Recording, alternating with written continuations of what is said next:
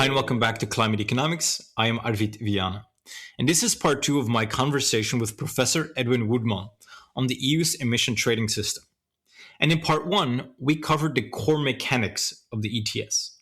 We talked about the coverage, we talked about allocation of emissions, and why no more new allowances in 2039 is an arithmetic implication of the linear reduction factor. And so today, we turn to the component that keeps coming up in current headlines whenever emissions prices move, and that is the market stability reserve.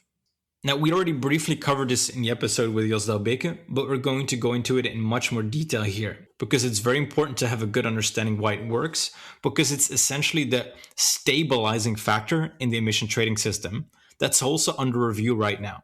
And Edwin memorably describes this one as the vacuum cleaner of the ETS.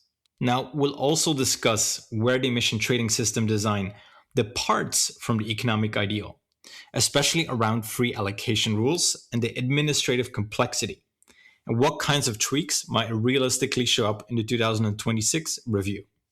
And then after this episode, we will apply this toolkit to real-time policy, because my next conversation is with Jos Konzijnsen on the 2040 package, the market stability reserve reforms that are taking place, as well as potential price controls. So, with that said, let's dive in.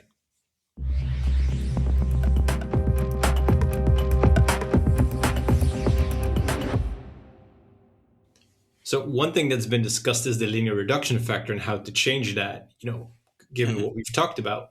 The other one that's been discussed is the market stability reserve, which is maybe not known to a lot of people because it's very recent. So could you talk about what it is and what it tries to do?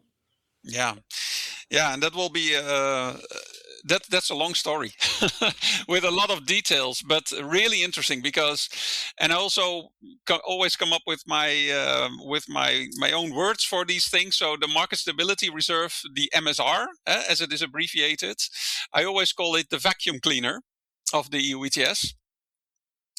And this vacuum cleaner was installed to reduce the allowance surplus that accumulated in the EU ETS. And one of the main causes of this allowance surplus was, which I mentioned before, the financial crisis of 2008. And this crisis led to a production decline, which lowered emissions in the EU even below its emissions cap, turning allowance scarcity into an allowance surplus, which obviously also contributed to a fall in the allowance price. And by the end of the second trading phase, 2008-2012, this surplus had exceeded 2 billion allowances. And as a policy, so really a lot. And as a policy response, after years of political discussion, the MSR was introduced in 2019 to gradually skim off and invalidate the allowance surplus. So the MSR is an allowance vacuum cleaner in the sense that it automatically reduces the volume of emission allowances to be auctioned in the event of a surplus of emission allowances based on predefined rules. And shall I explain those rules a little bit? Is that an idea? Yeah. So the MSR was, initially designed as follows. If the surplus of emission allowances in a given year was large, 12% of this surplus was placed in the reserve by reducing the auction volume by a corresponding number of emission allowances in the following year. Edwin, when you say surplus, yes, you mean everything that's not handed in the year itself. So everything that would be banked for the next year. Yeah, that's very good that you add this, indeed. So it's all the emissions that have not been handed in at the emission authorities. So they are indeed the allowances that are not used for covering emissions. Yeah. Yeah, and they're and they are banked, by companies. So they are somewhere in the system. They're not used, floating around, and you want scarcity, of course, in the EU ETS. And because of the financial crisis, the surplus building up, the EU thought, we have to do something about it, which was a political discussion because, some people said like, no, just let it be, the EU ETS should not bite too much, and that's in particular the let's say the Eastern European member states were mostly on that side, and there were let's say the Northern West European member states saying that no, climate action should be more stringent. We need to have the system bite, so we need to have this vacuum cleaner in place in order to suck up the emission surplus in these banked allowances, stuff that is out there but not used for covering emissions. And it became so big that they said, yeah, we need a system for this. So and that's where also discussions came. So then you have compromises being made, between, for instance, Western and Eastern European member states. So they start to think about the design of the MSR. And then you had this system, like, okay, if the surplus, that's what they ultimately set on, right? So if the surplus is large, so I will spare you the details, but if the surplus is large, then 12% would be placed in the reserve. And then the auction volume in the next year would be reduced. And if the surplus of emission allowances was small, so still a surplus, but then a very small one, that's what they settled on. Then they said, okay, then we will release 100 million emission allowances from the reserve. Yeah. And you can imagine the political debate, right? So if you don't have that, then, or let's say the nice thing about having a release again is, that you also prevent the allowance price then from going up too fast, right? So you have this thing. Okay. Maybe one clarifying question. You said to vacuum up, to place them in the reserve, which is one way. And then the second is to reduce then the emissions that are sold the next year. Are those the same thing or are they different? Those are the same thing. So they are taken away in the next year and then indeed put in the MSR. Yeah. Got it. And if they're then put back, it just means that again, the next year there's just more sold again. Yes, then they would auction indeed more. Yeah. Got it. Absolutely. So it's always via auctioning and selling these permits that the MSR functions. Yeah, absolutely. Okay. Yeah, and then, but the MSR, this design of the MSR was criticized precisely for that, for placing the excess allowances in a reserve, and that it could be that they could be released later on instead of permanently removing them from the system. And this became an issue. I don't exactly recall when, but somewhere at the end of the previous decade, if I recall correctly.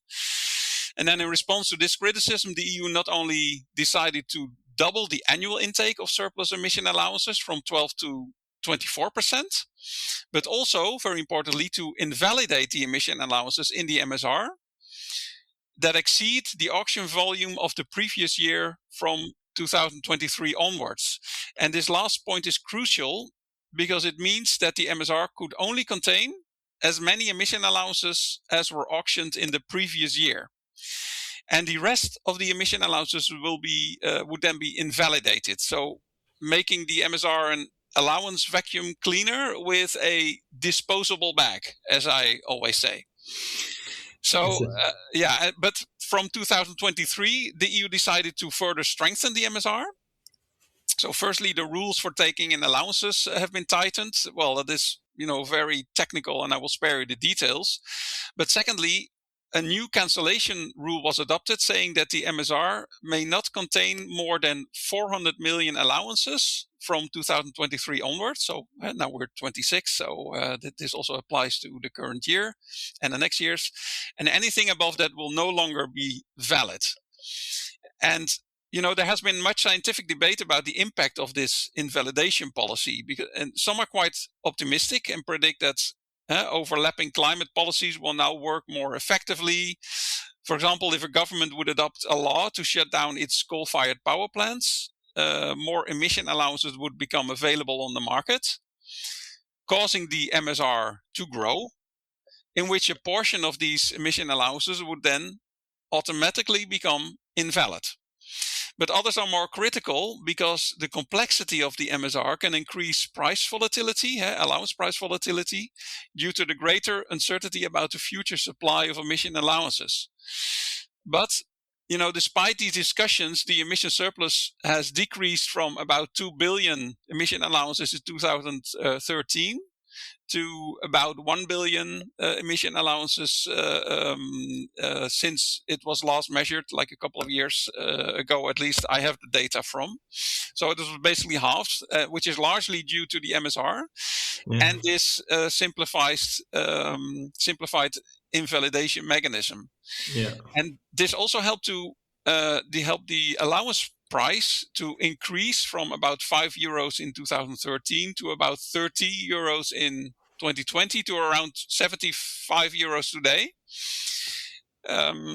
due to the tightening of the emissions cap and the expansion to include shipping in the EU ETS. Since 2024, the price of emission allowances is expected to rise to probably about €130 or more in 2030.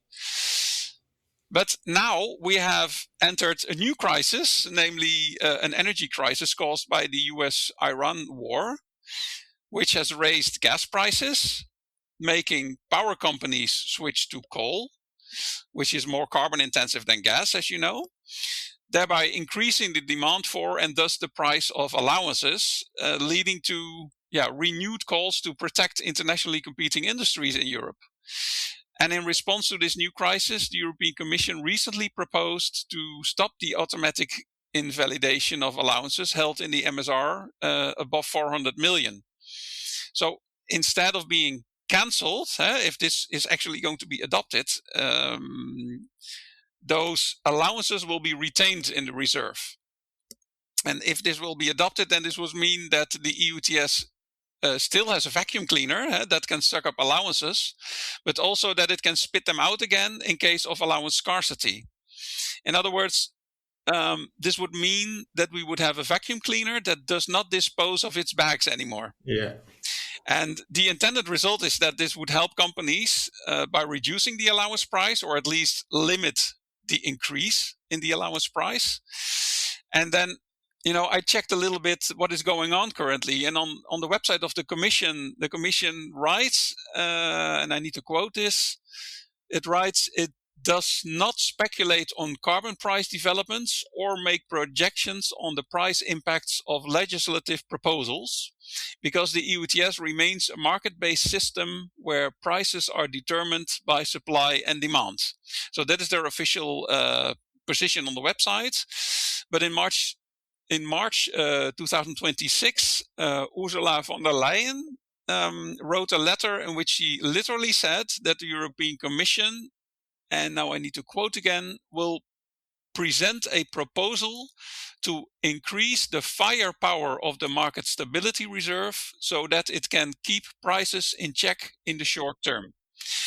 So there you can see that this is really on their minds. Like, oh my God, we're entering a new energy crisis. What can we do? What can we change in the system in order to make life easier for industries in the EU? And they're now thinking of changing the rules of the MSR. So to have the disposable bag, which is now there, the invalidation rule, the cancellation mechanisms, to actually cancel that, and so that it can still spit out allowances if necessary. And you can, it's almost you can see the developments based on the story. In 2020, we had reduced much more than they had anticipated. Yeah. So there were more emissions. There was a financial crisis, like you said, COVID. Yeah. So they were like, okay, we need to get rid of some of these allowances to keep the price sharp. But now with the crisis, it's like, the reverses happen, where it's actually become more expensive because there's scarcity, there's more demand for allowances. So, and thanks for quoting that. I like that the official stance of the Commission is they don't look at prices, and then there's a statement, we're looking at prices. Exactly. That's those are nice quotes. So and no, I mean, this is a little bit speculative, but do you think there will still be the same as we had with COVID, like a surplus of allowances? Because it seems like the demand is just going up a lot. If we were like switching back to coal, like they could get rid of the idea that you can get rid of the vacuum bags, right? But the vacuum bags might not be filling up anymore. Yeah, I see your point. Now, based on the data that I have seen, there is still a surplus, and this surplus is indeed going down. And the funny thing is that, of course, you would expect, in case of a surplus, that let's say just general microeconomics, right? That you would have a zero price of emission allowances, and that is not the case, because companies know, because of the linear reduction factor, the long-term trajectory of the emissions trading system, that the system will become tight and tighter every year. So that's why we have a positive price, which is actually also going up, right? So even in spite of this surplus, which has decreased a lot already, there's still this positive price. And because companies are forward looking, they think like, well, basically, oh my god, the emissions will be kind of locked, just it will be going down to a level of zero now in 2039. But if politicians decide maybe a few years later, but that does not depend so much, right? It does not have such a big effect. So it means serious scarcity in in let's say 10, 50 years time from now, or 20 years, and they're just anticipating on this. Exactly. So it'll be very curious to keep tracking what happens then on the EU level. But I think that is a very nice background to understand the discussions that are taking place. Yeah. So then I want to move on to what I think is the final topic, which is kind of the efficiency, the second order effectiveness, as you call it. So I think you wrote something which is really good and intuitive. You wrote something which I really like, but might not be straightforward to people, is that the allocation of free allowances is not a problem from an economic point of view. Could you kind of explain what you mean with that? Yeah, absolutely. Yeah, this is. I work as an economist / political scientist within a law faculty. So I've talked to a lot of lawyers, and for 25 years, and they still sometimes do not understand this very well. Free allocation of emission allowances, as you said, is not a problem from an economic point of view, and free emission allowances imply a financial advantage for the receiving companies, so their shareholders become richer, and that is what everybody understands. But it does not mean that the use of free allowances is costless. In fact, if those free allowances are used to cover emissions, those allowances can no longer be sold. And as far as possible, the company will pass on these lost sales revenues, referred to as opportunity costs, to the consumer. So that's the opportunity cost reasoning, as I call it. And passing on the market value of CO2, and that's a more simple explanation, I think, just passing on the market value of CO2 to customers is exactly the intention of emissions trading, right? Greenhouse gas emissions must be given a price so that consumers are confronted with the damage costs of their consumption, regardless of whether the producer has received the emission allowances for free or had to buy them at auction. So for the efficiency of emissions trading, it therefore does not matter in principle whether emission allowances are distributed for free or sold at auction. What matters is that companies can trade emission allowances to make cost savings possible under a yearly declining emissions cap. But still, that's a footnote to the story. Economies prefer to auction emission allowances because of its broader welfare benefits. As you know, auctioning is an efficient allocation mechanism, but the auction proceeds can also be used to increase welfare, for instance, by subsidizing emissions-free technological innovations or by reducing taxes on labor. Well, free allowances, as you point out, are not a problem from an economic point of view. You do point out in your paper that the EU ETS free allowances work slightly differently from the first best that you have explained. Could you expand upon that?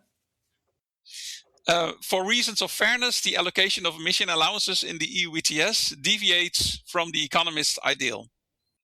And I've witnessed this myself. I've been at conferences and where and the energy industry, the energy intensive industry was talking, and they were lobbying out in the open for decades, not only for free emission allowances, but also for extra free emission allowances if a company increases its production. And this persistent lobby has ultimately been quite successful because to accommodate the energy intensive industry, the 2018 amendment of the EU ETS directive stipulates that the number of free emission allowances allocated must be adjusted upwards annually during the period 2021-2030 if production in a plant has increased by an average of more than 15% in the previous 2 years. So it's very detailed, but it basically means if production goes up by more than 15%, then the company gets more free emission allowances. And this new allocation rule is inefficient for 2 reasons. Firstly, it is an output subsidy for energy intensive products.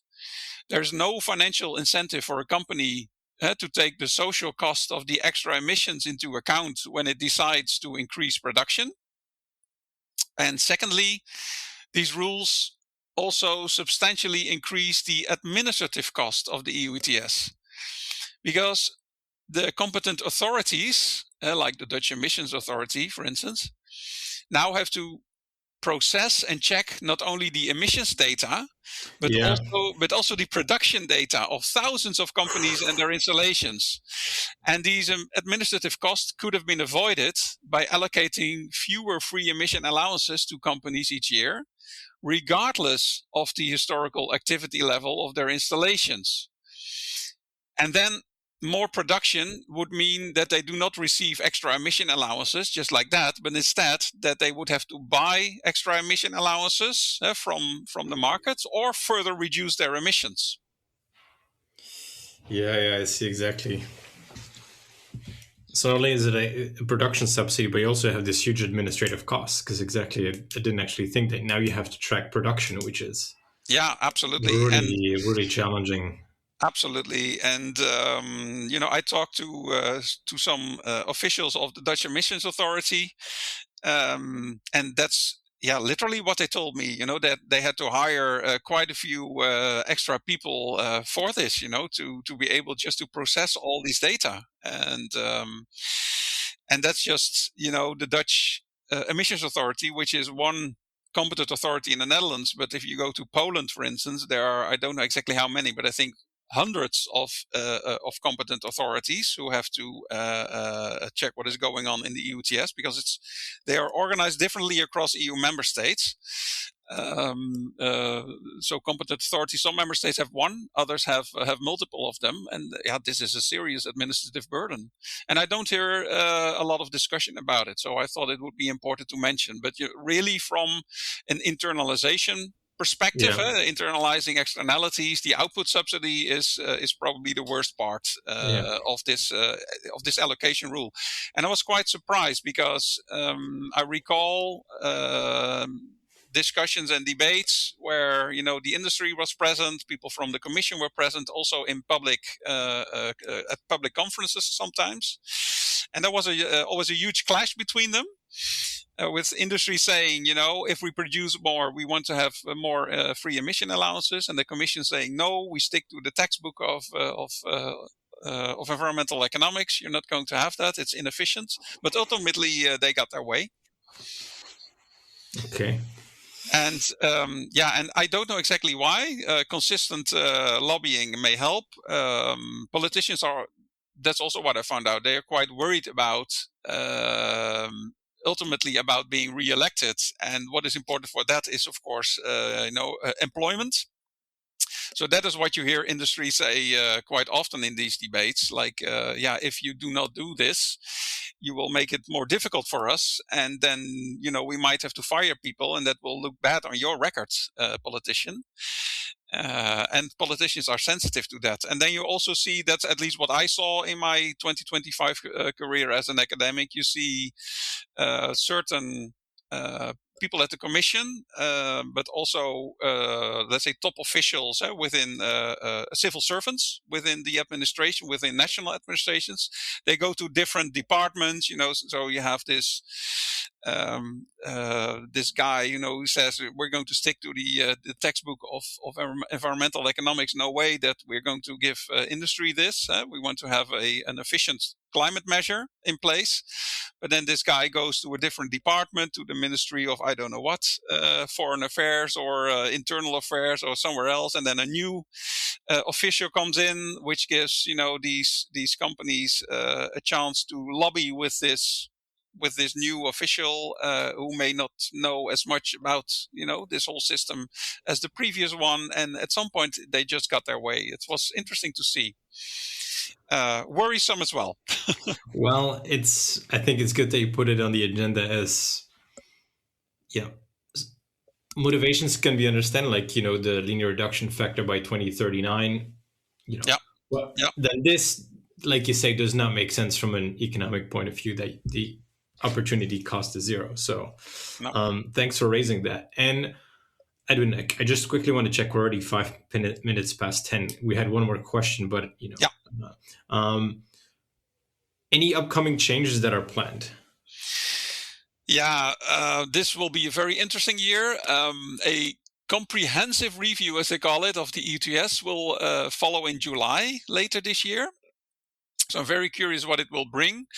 And in this letter by Ursula von der Leyen that I mentioned before, she aims, and then I need to look at my text again, and I quote, she aims to set out a more realistic decarbonization trajectory beyond 2030. More realistic. Okay, so people are now, guessing what that might mean. So we're waiting for the proposals from the Commission to come out. But the latter remark could point at a, probably modest, I think, weakening of the linear reduction factor, which is now 4.3% per year. So that the end of the issuance of allowances will not already happen in 2039, but more towards 2050, when the EU aims to be climate neutral. Yeah, and as I mentioned before, the European Commission recently already proposed to stop the automatic invalidation of allowances held in the MSR, right? The disposable bag that will be now disposed of, so that the MSR can not only take in but can also spit out allowances, which is interesting because let's say 8 years ago or so, it was exactly the opposite sentiment, right? We need to have a climate system that bites. The emission price is too low, and we need to have a vacuum cleaner with a disposable bag. And now they say, let's get rid of the disposable bag so that they can spit out all the dirty stuff if we need it. It's biting too hard. It's biting too hard because of the energy crisis. So and in my view, these are all, and we touched upon this already a little bit, you and me together. These are incremental changes that do not substantially affect the climate targets and the cap and trade system of the EU ETS. But it does show that the economy is now prioritized more over climate action compared to the previous decades. And this has ultimately everything to do with the withdrawal of the USA from the Paris Agreement and the current energy crisis following the US-Iran war. Yeah, exactly. Some unforeseen, definitely, events. Yes. That make suddenly that it has a lot more bite than people were anticipating. Exactly. I think when these things were created as well. So, exactly. Edwin, thank you so much. I think this has been really, really interesting and informative for me. Is there anything else you would like to add that you feel like we haven't touched on that you still wanted to mention? That's a good question. Actually, I said more than I was intending to do. So I've been quite open about my experiences and my views. Yeah, it's good that we're now going to look and think about making some changes and tweaks to the system. But as long as we stick to the 2050 net zero target, I'm not so worried. And yeah, we can soften the system a little bit. Maybe for the companies involved. I do wonder to what extent the measures that are currently being contemplated by the EU will actually have an effect on. Yeah, it will have an effect. But my point is, it will probably have a very small effect on the allowance price. It will have a small effect on the year when no new allowances will be released from the system anymore. So it's all very incremental and very marginal, I would say. And that is actually very positive, I think. So the emissions trading system is like it in 2005 it has been a train put on the rails, and it was given a push, like okay, go. And the train is driving towards net zero in 2050, and it will continue to do that even in spite of the changes which are currently contemplated. I very much like that metaphor. So I've learned a great many metaphors. So I think that's what I take away too. It's like you say, I really like that expression. It's been a train that's been pushed towards net zero in 2050. Now it's more like the speed and adjusting. Yeah. So, exactly. So Edwin, thanks so much for taking the time for talking about this. I think this is going to help a lot of people get some more clarity about the debate, and not necessarily being like shocked when there's like, oh, they're going to change the linear reduction factor. Are they going back on their climate promise? Sometimes I hear a little bit of this. Yeah. I think people trying to score points or trying to do this. And it's like, I feel like the more I learn about this and the more I talk with you or I read about this, it's the targets are still there. It's more just like, how can we make some tweaks? But nobody's putting really in doubt the net zero goal by 2050. No, it's very true. And indeed, if you would slightly weaken the linear reduction factor, or change a little bit the rules of the MSR, of course it will have effects. But it's almost the psychology of loss aversion that applies here. That indeed, as you say, that people say, "Oh my God, they're rowing back they're rowing back climate policy. They're rolling back climate policy. This is all going." The world is going down the drain. Which, by the way, the latter point is actually true, because we need, of course, the US on board when it comes to climate action, and a lot of other countries as well. So when you look at the global climate, there are actually a lot of things to worry about.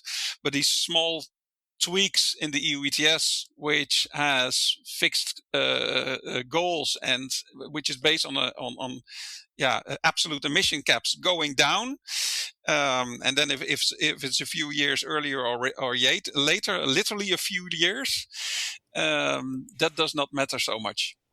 See, I feel like as economists we bring very inspiring messages. It's just we have to bring it in that way. I think that's, I was just thinking that's the positive thing to take away.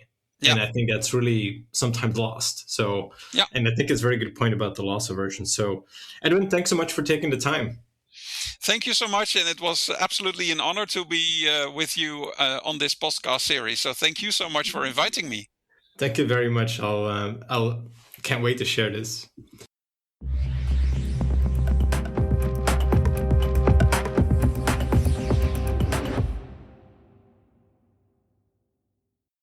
So today we discussed how the market stability reserve works in practice, why design details can affect expectations and volatility, and why many of the changes being discussed are incremental rather than a derailment of the 2050 goal, the train on rails metaphor, as Edwin likes to call it.